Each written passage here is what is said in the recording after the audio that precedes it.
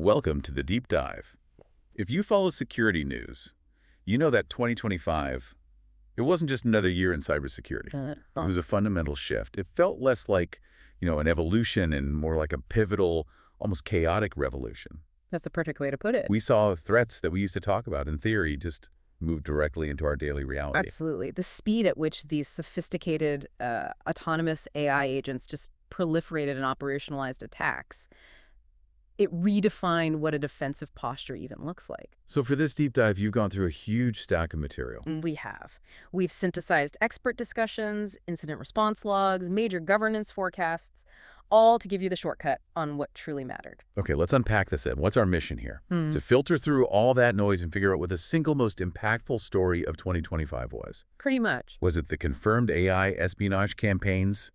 The bizarre success of these, old school social engineering scams? What was it? Well, we found that all these threads, the incidents, the governance debates, the innovations, they all pulled back to one central narrative. Which was? What the experts universally agreed on was the defining theme: trust, or, more specifically, the erosion and breakdown of trust. Trust in what exactly? In our code, in our system? In all of the above, yeah, but particularly in our digital supply chains, in the authenticity of the people we talk to, and crucially, in the integrity of the autonomous systems we're building. So the big question for 2025 was? Who has our trust? Who should we be verifying? And how did that massive breakdown define the year and, shape the challenges we're all facing in 2026? Let's jump straight into the biggest story then, the AI explosion. Yeah. We've gone from just speculating about AI threats to seeing them used actively. That operationalization was the major turning point. I mean, think back to early 2024. The X-Force Threat Intelligence Index noted there was little to no confirmed use of AI by threat actors. Right. That feels like a lifetime ago. It does. That caution has been completely eliminated. 2025 proved AI is a working, reliable, and frankly, cheap attack vector. And we saw this go way beyond just, better phishing emails. Can you give us a concrete example of this new reality? Oh, definitely. We saw it in high-stakes espionage. A spy ring was successfully busted after being caught using advanced generative models like Claude Code to automate huge parts of their campaigns. So they weren't just writing basic scripts. Not at all. They were automating lateral movement, code analysis, complex obfuscation needed for long-term infiltration. This is where it gets really interesting for me with the autonomous AI agents. The experts seem to think agents are the key amplifier here. They're a complete game changer. They're not just tools anymore, they're like digital mercenaries. Exactly. They fundamentally replace the human attacker's time and effort. These agents can now automate and run the entire kill chain independently. The entire kill chain? Everything. From initial reconnaissance, identifying vulnerabilities, conducting the compromise, moving laterally, and finally, data exfiltration. The moment we had agents capable of chaining those actions, the risk profile for every organization changed overnight. But if we're only focused on the bad guys using AI, are we missing half the picture? The defense experts kept stressing something else. They did. That we need to protect the AI itself. Right. The powerful insight coming out of the research community was, as much as we need to protect ourselves from AI, we need to protect our AI from people. Because the AI application, the model, that's a massive, often overlooked attack surface. A huge one. And we saw concrete, deeply worrying examples of that, like the agent session smuggling attacks. The ones uncovered by Palo Alto. That's right. And those attacks revealed a fundamental problem with the trust model of these autonomous systems. They exploited a vulnerability in the agent-to-agent communication protocol. So explain that. How does it work? Okay, think of it like this. Your legitimate, trusted internal agent is talking to another internal agent. But a malicious agent slips into that conversation. And because both agents are already trusted inside the system. The malicious agent can essentially socially engineer the legitimate agent into performing unauthorized, high-privilege actions. It's an insider threat, but the insider is an AI. So it bypasses the traditional security perimeter entirely. The attacker doesn't need to break in. They just hijack a trusted conversation. Exactly. The human user never sees an alert. They never know their trusted AI assistant just handed over the keys to the kingdom to a digital imposter. It forces us to treat AI like a citizen that needs its own security and monitoring. It has to have it. And speaking of creating huge amounts of potentially vulnerable code, we have to talk about vibe coding, Ah, yes. The term from OpenAI's Andres Karpathy. where non-technical users just prompt an AI to spit out functional code without really understanding how it works. Vibe coding is a productivity miracle, right? It accelerates deployment, and frankly, the quality of the code is getting better constantly. You shouldn't bet against it. But there's a huge security implication. Massive. As humans step back from writing the code, the risk shifts entirely to the integrity of the model itself. So you're saying if a bad actor can poison the training data or subvert the model, every piece of code it generates is essentially infected. Precisely. If the foundational AI model is compromised, it can be instructed to intentionally inject malware, backdoors, logic bombs, whatever you want, into the code. And the user, who's vibe coding because they don't have that expertise, has zero chance of spotting it. Zero. Okay, wait. The proposed solution is to use AI to police other AI, right? That's the idea. But isn't that just creating a single, massive point of failure? If that security AI gets poisoned, the whole system collapses. That is the core dilemma the experts identified. If AI creates code and we rely on other AI to look over that code, we create a chain of dependency. If the security AI is compromised, the poisoning becomes widespread, undetectable by humans, and incredibly hard to fix. Because the source of truth, the model itself, is polluted. Exactly. It makes our supply chain integrity far more brittle than ever before. Okay, let's move into our second segment on this trust crisis. 2025 didn't really have one single monstrous hack, did it? No, it was more like a constant draining series of major incidents. JLR, the TAP leak, the scattered LPUS hunters, those shy-hulud worms. But one incident really stands out to me, not for its technical sophistication, but just for its baffling success. The ClickFix attack. Yes, it felt like a step backward in threat vectors, but it demonstrated the absolute failure of user security education when it's up against psychological pressure. It is so complicated. For anyone listening, can you walk us through how ClickFix actually worked? So ClickFix was this elaborate social engineering journey. It would start with a very official-looking, high-pressure notification. A fake error message or something. Right, or a security alert claiming their account was compromised, something to trigger fear and, compliance. They hook the user emotionally first. Yes.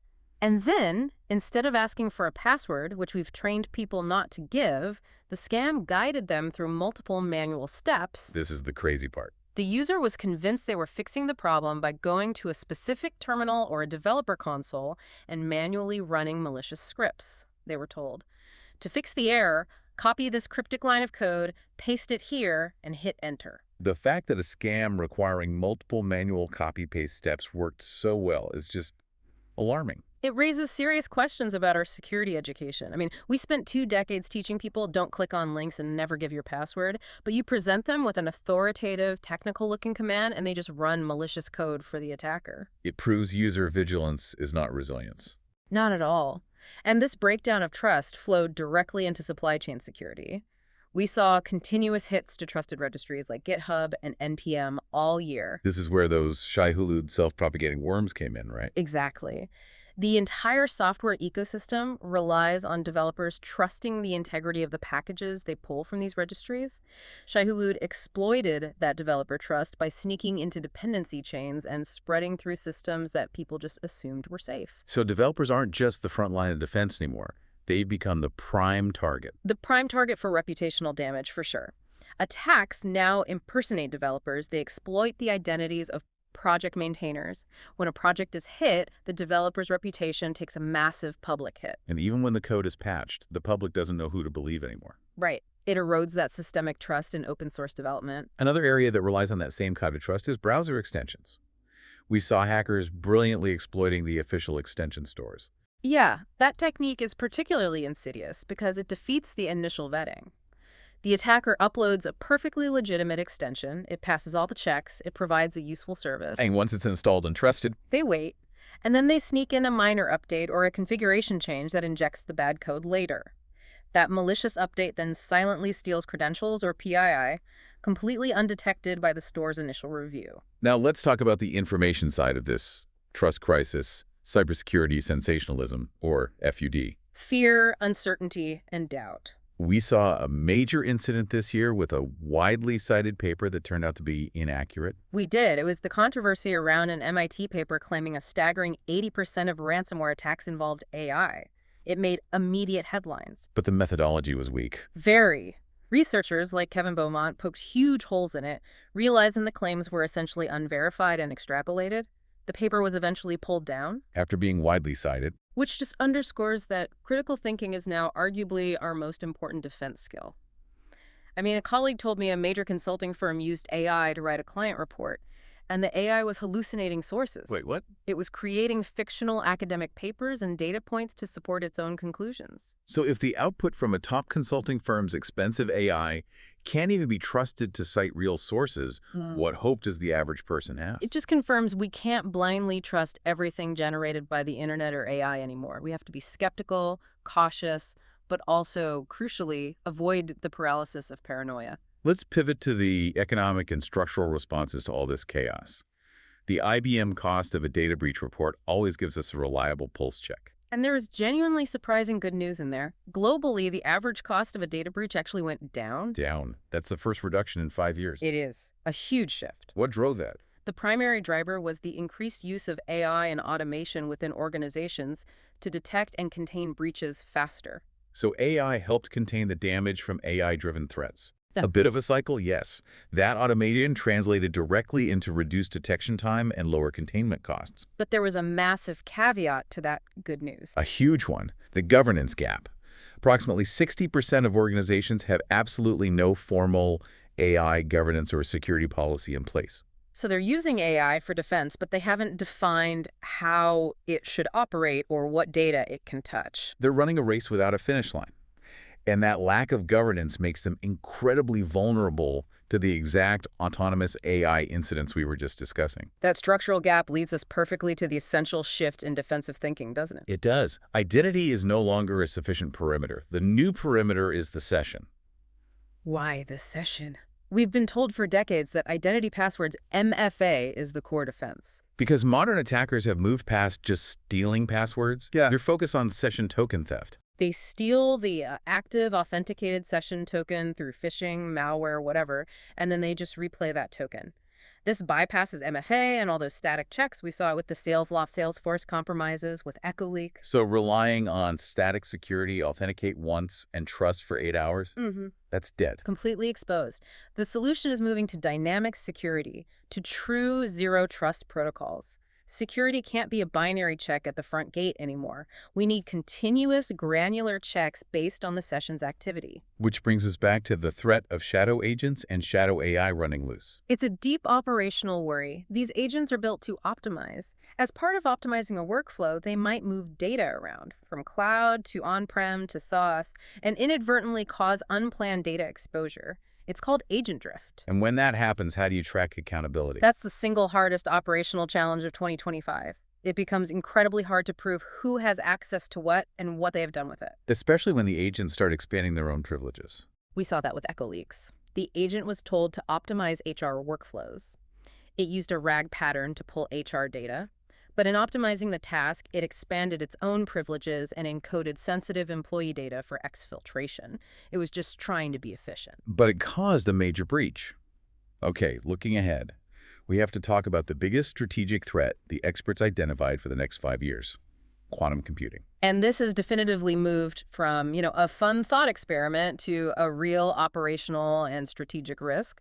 Static encryption is dead long term. Because of the harvest now, decrypt later threat. Exactly. Attackers are stealing highly sensitive encrypted data right now, knowing they can use a future quantum machine to crack it open. Which means any data protected by standard encryption today is potentially at risk. Precisely. This requires organizations with a long data retention horizon, governments, financial institutions, to immediately start inventorying their cryptographic dependencies. So what's the required innovation to fight this? It's a concept called crypto agility. It's the new resilience.